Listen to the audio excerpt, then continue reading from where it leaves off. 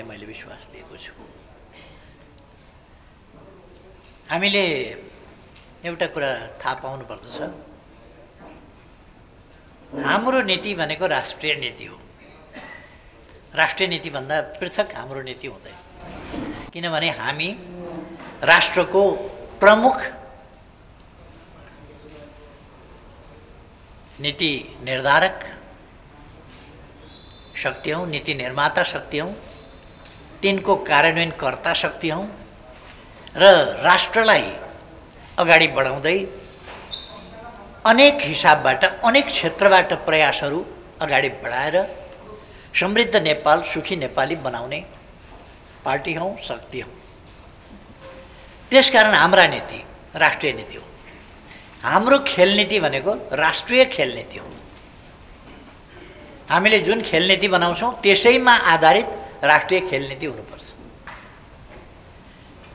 हामीले जुन विदेश नीति बनाउँछौँ त्यही हाम्रो विदेश नीति हो, परराष्ट्र नीति हो। हामीले जुन आर्थिक नीति बनाउँछौँ त्यही देशको आर्थिक नीति हो र हुनुपर्छ।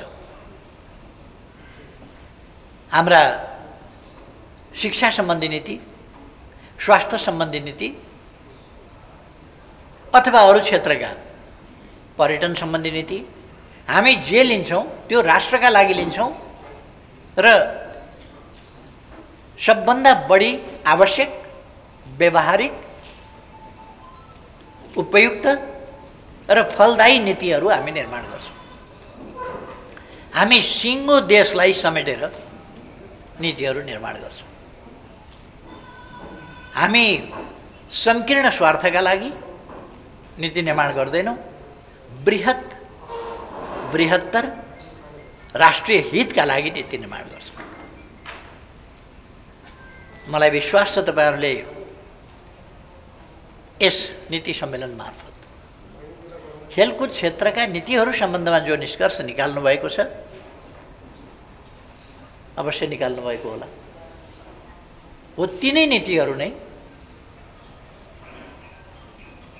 हाम्रा राष्ट्रका खेल नीति हुने गर्छ। मैले अघि नै भने कि हाम्रा नीतिहरू देशलाई अगाडि बढाउने सन्दर्भमा अनेक क्षेत्रका नीतिहरूको एग्रिगेसन, समग्र क्षेत्रका नीतिहरूको एकत्रित रूप नै राष्ट्रिय विकास नीति हो। हामी देशको विकास गर्ने भन्छौँ, त्यो देशको विकास गर्ने हाम्रो राष्ट्रिय विकास नीति के हो त भन्दा विभिन्न क्षेत्रका हाम्रा नीतिहरूको समष्टि नै हाम्रो राष्ट्रिय विकास नीति हो। यो हामीले सरकारमा नहुँदा पनि नेकपा एमाले र तत्सँग सम्बन्धित सङ्घ संस्थाहरूले बनाएको नीति त्यही राष्ट्रिय नीति हुन्छ भन्ने पनि कसैले भन्न सक्छ। यो थोपरेर होइन, यो सहीपनाको कारणले हामी किन राष्ट्रको हितमा, जनताको हितमा, देशलाई अगाडि बढाउने उद्देश्यका साथ सही नीतिहरू बडो विचार विमर्श गरेर हाम्रा विगतका अनुभवलाई पनि हेरेर हाम्रा सही नीतिहरू हामी तय गर्दछौँ। त्यसकारण ती अनच्यालेन्जेबल हुन्छ, किनभने ती करेक्ट हुन्छन्, ती आवश्यक हुन्छन्, ती हितकारी हुन्छन्, ती लाभकारी हुन्छन्, ती वास्तवमा फलदायी हुन्छन्। त्यसकारण हामीले नीति निर्माण गर्दा सावधानी पनि अपनाउनु पर्दछ, गल्ती नहोस्। किन हाम्रा नीति र हाम्रा नीतिको कार्यान्वयनले यदि गलत नीति तय भए वा त्यसको कार्यान्वयनमा गल्ती भयो भने देशले नै गल्ती गर्न पुग्छ। त्यसकारण हामीले नीति निर्माणमा कुनै कमी कमजोरी या त्रुटि गर्नु हुँदैन र हाम्रा नीति सही, व्यवहारिक, उन्नत स्तरका हुनुपर्दछ र त्यसको कार्यान्वयन अथवा ती नीतिहरूको कार्यान्वयन त्यसै गरी निर्भुल ढङ्गले र सक्रियताका साथ गर्नुपर्छ। नीति हामीले निर्माण गर्यौँ तर नीतिको सफल कार्यान्वयन गरेनौँ भने, नीति कार्यान्वयनमा हामीले सुस्तता देखायौँ भने, सक्रियता देखाएनौँ भने, ती नीतिहरू संस्कृतमा एउटा भन्छ पुस्तकमा भएको विद्या र अर्काका हातमा भएको धन परेका बेला काम लाग्दैन भनेर, त्यस्तै हुन्छ। त्यो पुस्तकमा रहेको विद्या जस्तो।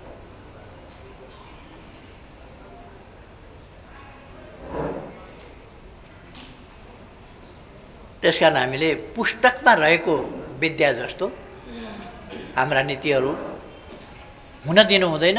यदि हामी सक्रिय भएनौँ भने पुस्तकमा रहेको विद्या जस्तै हुन्छ।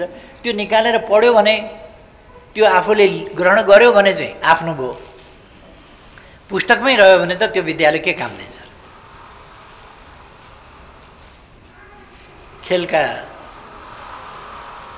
तरिकाहरू, खेलका शिक्षाहरू, खेल सम्बन्धी थुप्रै पुस्तक लेखेका हुन्छन् मान्छेले, खेल सम्बन्धी तरिकाहरू विकास गरेका हुन्छन्। तर त्यो अभ्यासमा लगिएन भने, अभ्यासमा नलगेर त त्यो काम लाग्दैन। त्यसकारण हाम्रा नीति अभ्यासमा जानुपर्दछ, व्यवहारमा जानुपर्दछ र त्यसले व्यवहारिक रूप लिनुपर्दछ। अहिले म नीतिहरूको बारेमा जान चाहन्न, किनभने खेल क्षेत्रका सबै साथीहरू यहाँ हुनुहुन्छ र तपाईँहरूले दृष्टिकोणहरू राखिसक्नु भएको छ। शङ्कर पोखरेलजी आइसक्नु भएको थियो, बोलिसक्नु भएको छ उहाँले। त्यसकारण मैले ती कुराहरू दोहोऱ्याइरहनु पर्ला जस्तो लाग्दैन। मलाई एउटा मात्रै भन्न मन छ, खेल क्षेत्रको सम्बन्धमा हाम्रो भूगोल, हाम्रो प्रकृति खेलका लागि, सबै प्रकारका खेलका लागि, इन्डोर गेम्स, आउटडोर गेम्स अथवा अरू एडभेन्चरवाला गेमहरू, अलिक जोखिमयुक्त खालका देखिने खालका गेमहरू, यस्ता अनेक गेमहरू, बलले खेलिने गेमहरू, बुद्धिले खेलिने गेमहरू, सबै कुरामा हामी पछाडि पर्नुपर्ने कुनै कारण छैन। खालि हामी पछाडि पर्नुपर्ने कारण छैन भन्ने कुरा बुझ्यौँ र तदनुसारको अभ्यास गऱ्यौँ भने। म हाम्रो समस्या के देख्छु भने अभ्यासको कमी। एक दुईवटा कविता लेखेपछि हामी आफूलाई कवि ठान्छौँ। यसो भकुण्डो लडाउन जान्यो भने खेलाडी ठानिहाल्छौँ। खेलाडी हुन बाँकी नै रहेको हुन्छ। यसो कर्क र ब्याट हल्लायो भनेदेखि अब खेलाडी त भयो नि, तर कस्तो खेलाडी भयो भन्दा त्यो खेलाडी चाहिँ भएको हुँदैन। खेल चाहिँ खेल्या हुन्छ तर खेलाडी भएको हुँदैन। खेल्न त म पनि खेल्छु तर खेलाडी चाहिँ भएको हुँदैन। तर हामी आफूलाई खेलाडी ठानिहाल्ने त्यो खालको बानी छ। एक दुईवटा गीत गायो भने आफूलाई गायक ठानिहाल्छौँ, तर गीत सम्बन्धी अभ्यासहरू, तत्सम्बन्धमा हामी जे अभ्यास गर्नुपर्ने हो त्यो अभ्यास, सङ्गीतको मर्मका अभ्यासहरू पनि गर्दैनौँ र त्यसको रियाज पनि गर्दैनौँ भने हामी वास्तवमा गायक हुन सक्छौँ। त्यो गायक चाहिँ हुन सक्दैनौँ। अब गाउन त कहिले कहिले मन लागेको बेला गाइहाल्छ।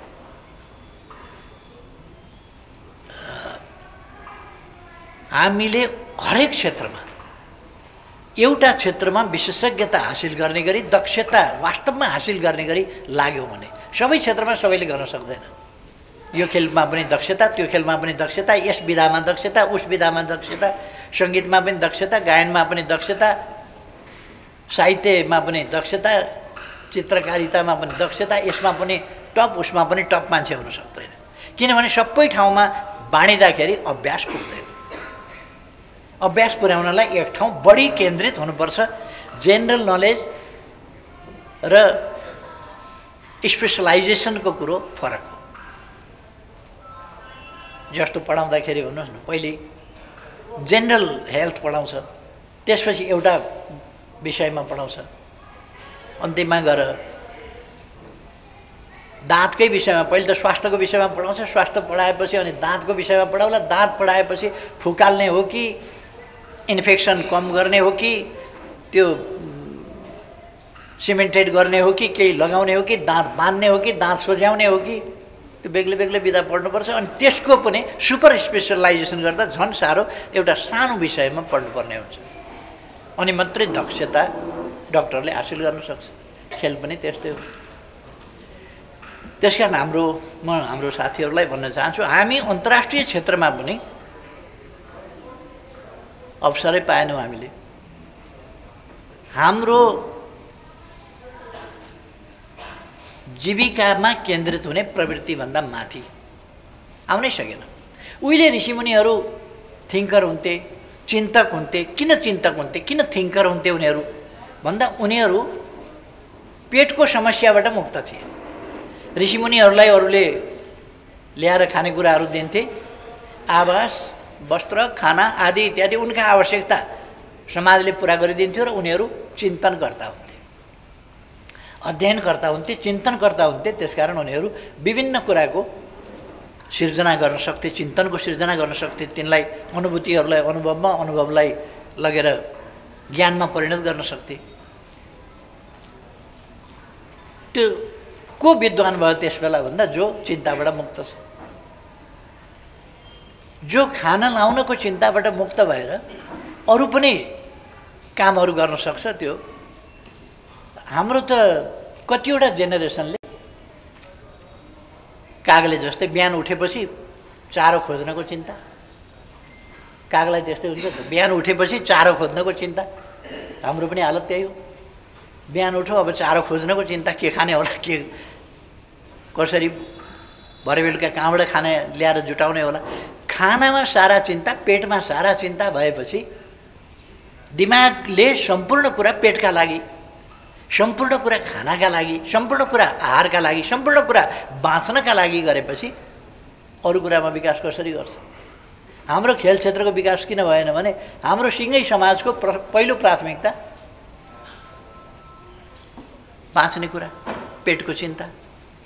त्यसभन्दा माथि हामी उठ्नै सकेनौँ। बल्ल अब अलिकति त्योभन्दा माथि उठ्ने र खेलमा केन्द्रित हुने, सङ्गीतमा केन्द्रित हुने, अर्को विधामा केन्द्रित हुने, अर्को विधामा केन्द्रित हुने, यस्ता कुराहरू बल्ल हुन थाले। अझै पनि खेल क्षेत्र आवश्यक ढङ्गले हामीले खेलाडीहरू हामीले वास्तवमा अहिले पनि ट्यालेन्ट हन्ट आदि इत्यादिका कुरा त तपाईँहरूका होला, तर खासमा भने खेल्नै पाएको छैन। तपाईँहरू कहाँ गएर हुम्ला गएर के ट्यालेन्ट हन्ट गर्नुहुन्छ, डोल्पा गएर के ट्यालेन्ट हन्ट गर्नुहुन्छ, डोटी गएर के ट्यालेन्ट हन्ट गर्नुहुन्छ, ताप्लेजुङ गएर के ट्यालेन्ट हन्ट गर्नुहुन्छ, त्यो खेल्नै पाएको छैन। कहाँबाट कहाँ टिटी देखाएको छ र अनि ट्यालेन्ट हन्ट गर्नु? ट्यालेन्ट हो कि होइन भन्ने कुरा त थाहै पाउनु पाएको छैन। उसले कहिले ब्याटै समाउनु पाएको छैन त, अनि टिटी कसरी खेल्छ? ब्याटै समाउनु पाएको छैन, ब्याडमिन्टन कसरी खेल्छ? उसले यसो भलिबल समाउनै पाएको छैन, भलिबल खेलाडी कसरी हुन्छ? ग्राउन्डै छैन त्यहाँ।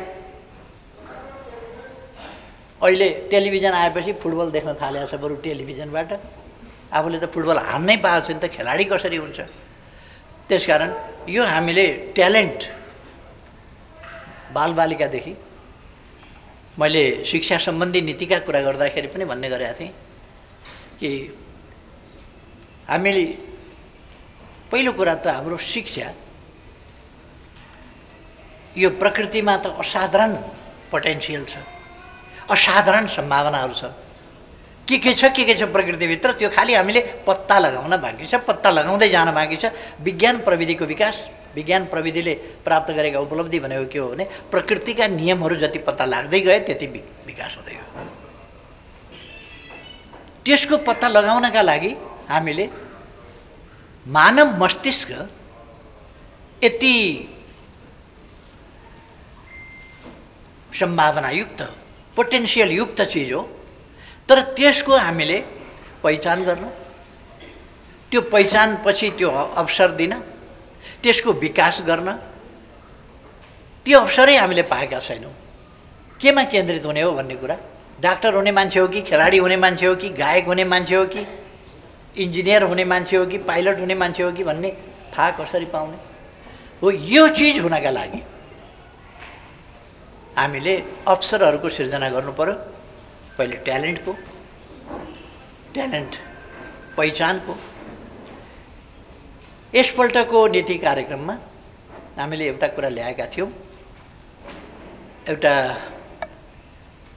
विद्यालयको घोषणा गरेका छौँ हामीले गएको बजेटमा, गएको नीति कार्यक्रममा त्यो तय गरेका छौँ र बजेटमा पनि त्यो उल्लेख गरेका थियौँ। अहिलेको सरकारले त त्यो बुझ्दैन, अब कसको के लाग्छ त्यो बुझ्ने कुरै भएन उनीहरू। तर हामीले भनेको एउटा विद्यालय, यस्तो विद्यालय जसलाई हामीले चिल्ड्रेन्स प्यालेस, चिल्ड्रेन्स प्याराडाइज केही नाम दिएका छौँ, जहाँ हामी आवासीय ढङ्गले वा आसपासका घरैमा बसेर पनि पढ्न सक्छन्, बाहिरका विद्यार्थी पनि आवासीय ढङ्गले बालबालिका आउन सक्छन् र तिनीहरूलाई सबै कुराको त्यहाँ उपलब्धता हुन्छ। खेल हुन्छ त्यहाँ, सङ्गीत हुन्छ त्यहाँ, अरू चिजहरू हुन्छन् त्यहाँ। उनीहरूले विभिन्न खालका प्रारम्भिक तहदेखि नै उनीहरूले पढाइका विभिन्न विधाहरूतर्फ रुचि राख्न सक्दछन् र उनीहरू कतापट्टि उसको रुचि छ भन्ने कुरा हामी ती बालबालिकालाई ती कुराहरू उपलब्ध गराएर, उसलाई गाउन दिएर स्वर कस्तो छ, उसलाई वाद्यवादन दिएर बजाउने त्यो थाहा पाइहालिन्छ कि त्यो बजाउन जान्ने नजान्ने के हुनसक्छ। अलिकति सिकाउँदा थाहा पाइहालिन्छ कि ऊ जान्दछ कि जान्दैन त बजाउन भोलि भन्ने कुरो छिटै थाहा पाइन्छ। कोही कोही सिक्न धेरै गाह्रो पर्ने हुन्छ, कोही कोहीले छिटो सिक्छ। जसले छिटो सिक्छ जुन विषयमा हो त्यो चाहिँ उसको विषय, त्यस विषयमा उसलाई लग्यो भने उसले प्रगति गर्न सक्छ भन्ने बुझिन्छ। त्यस कारण त्यसबाट हामी ट्यालेन्ट